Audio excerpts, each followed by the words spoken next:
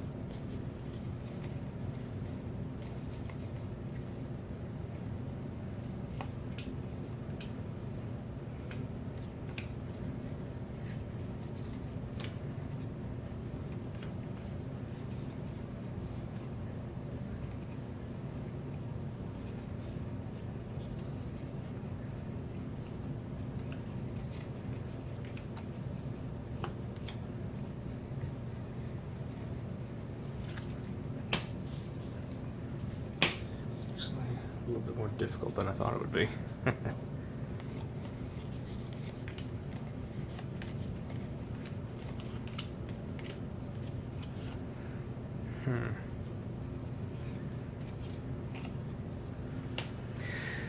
Well,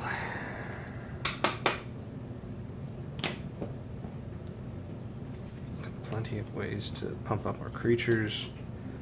Mana fixing. I was going to go black-white, but red actually has a little bit more promise here. Although the Galvanic Bombardment is not going to kill as many creatures as we might think. Still get a few. Definitely some decent ways to get things out, and that's really good. Gisella's great. We have lifelink out of that.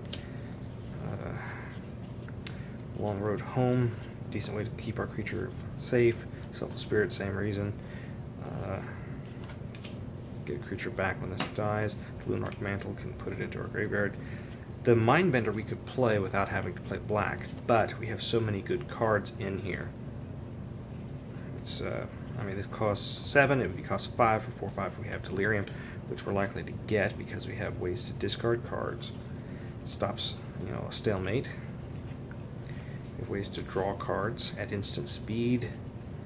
Let's see, we have ways to make our opponent discard, but the Dragoon right there and the, let's see, Liliana's Elite would probably be worthwhile, as is, oh, the Liliana makes them sacrifice, and this make them sacrifice an attacking creature. I really want to say we should go black-white, although Bedlam Reveler is really good in this. Hard to argue against that. 10, 15 cards. If we went black-white,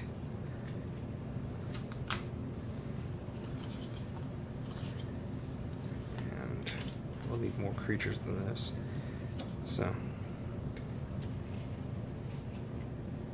Cathar stays alive pretty easy, gets out fast, but doesn't do much otherwise. Griff, 2/2 flying, has an evasion. The prototype can't attack or block. The player has no cards in hand, but we can work around that. Be able to gain some life. We need more creatures.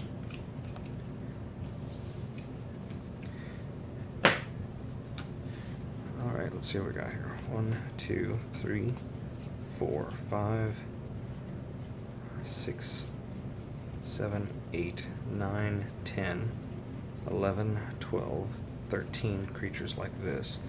But we can take out the prototype, go to 12. We need to have 23 non-land cards and 17 lands. So 1, 2, 3, 4, 5, 6, 7, 8, 9, 10, 11, 12, 13, 14, 15, 16, 17, 18, 19, 20, 21. So we can actually add 2 more cards to this deck. And we have 13 creatures so far. Can possibly throw in a few of these cards. 9 mana flash. Let's see, draw a card when we play this. 7 mana for 3/4 flying. A little too high, honestly. We have these creatures that don't do much unless they're attacking, otherwise they're real easy to get rid of. Even the Guardian of Pilgrims. The Field Creeper the same way. We could toss in 2 Cultist Staff,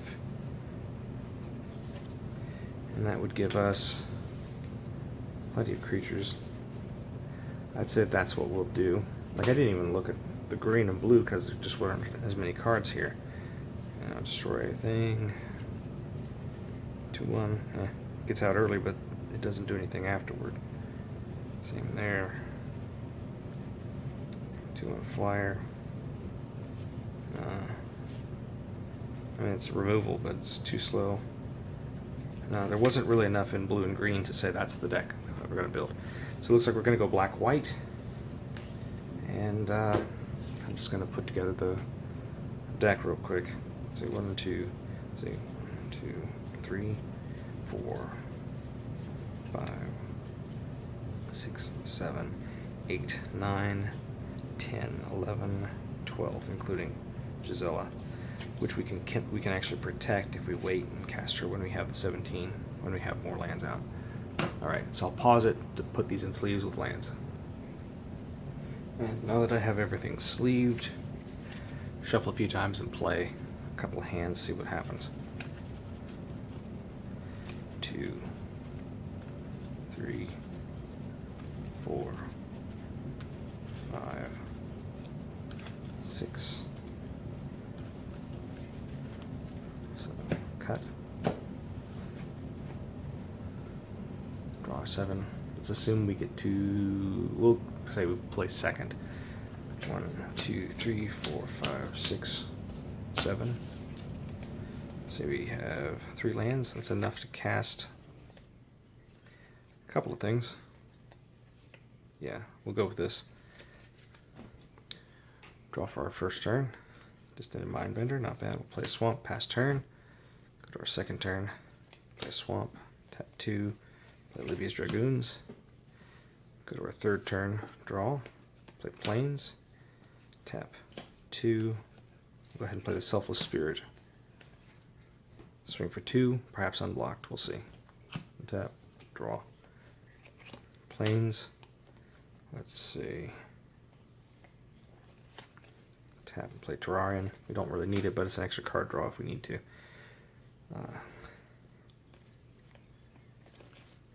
Let's say we go ahead and swing out, at least with this because it flies. On our opponent's turn, we'll pay 2, tap, sacrifice this for 2 black mana, draw a card. Nice. And then pay 1, cast Succumb to Temptation, draw 2 cards, lose 2 life. 1, 2, not too bad. Go to our next turn. Draw. Let's go ahead and play Swamp. Now we can play, let's see, the Gavany Unhallowed would be interesting. I think we'll go with the Cultist Staff. And go ahead and equip to the Selfless Spirit. That's 6 that we can swing out with. Of course, under other circumstances, we probably would play the Gavany Unhallowed because next turn we'd be able to do the Distended Mindbender, sacrificing it for the effect. But this is what we went with, not knowing what our opponent was playing. Draw another land. The Plains, we have 6. We do 6, 7, 8 that way. Cost 7. Let's see. Converted mana cost, so we'd still end up having to pay the 2 black mana. So we can do 2 black mana and 3, 2 black mana and 3, and sacrifice this. We can discard to get that flying. We can do quite a few different things. So we go ahead and play the Gavany Unhallowed now. Keep this out in case we need to destroy something. Let's make our opponent sacrifice a creature, gain some life, or untap 2 creatures. On to the next turn. Untap. Draw. Now let's see. We have no creatures in our graveyard yet. And we could almost cast this without having to sacrifice. Got 7 mana. I think we'll actually hold off on casting it then. Play Liliana's Elite. And our opponent's turns will succumb to temptation, losing 2 more life and drawing 2 more cards. Have another one of these. We can actually go ahead and do that. Draw another 2. 1, 2. Now we have a Gisela we can cast, and we have enough mana to hard cast the Distended Mindbender. Draw. Play the land. It's 8 mana. We can just go ahead. Our opponent's most likely not keeping cards back, but because this is a cast trigger, we could get them. That means we could get rid of counter spells or something else if we needed to. They can counter this, but this is a cast trigger, so you get 2 cards out of their hand, possibly. And then swing out. You can do all kinds of different things. That's probably game. Now, if we were playing against a deck that was lots of removal, we might have lost some of these creatures. It's hard to say. I probably wouldn't have put the Cultist Staff on the Protector. I probably would have put it on the Elite, etc. Let's go to game 2, just real quick. 2, 3, 4, 5, 6, 7. Cut. This time, I guess we'll go second again, just in case. 1, 2, 3, 4, 5, 6, 7. Let's see what our opening hand is. Plains and Swamp. We have 2 mana. We can cast nothing, and we're on the draw though. We'll actually keep the 2-land hand and go to the draw. Go to our first turn, draw. It's not a land. It's Plains, pass turn. Second turn, draw. Swamp. We can play something though. Play the Cultist Staff. Hopefully on our third turn we'll draw a land. Go to our third turn, draw. It was not, but it is a creature. We can play the Olivia's Dragoons, but we are hurting now. Go to our fourth turn, draw. There's our land.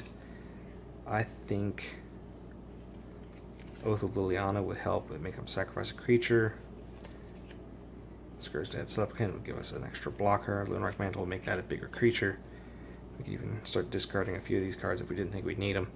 But we really need more blockers, so let's play the Supplicant. Go to turn 5. Draw. That's another land. That's not too bad. So play the Unhallowed. Then if we start losing creatures, this thing gets big enough we can start blocking stuff if we need to. Turn 6, draw. Duck's Feaster. We do not have Delirium, but we can get Delirium. So we have Instant, Enchantment, and Aura. Two enchantment cards and instant. Let's go ahead and succumb to temptation. Losing 2 life and drawing 2 cards. Play a land for turn. And let's see, we have enchantments. We have 3 enchantments, so play another Cultist Staff or a Lunarch Mantle. We'll put the Lunarch Mantle on the Gavany Unhallowed.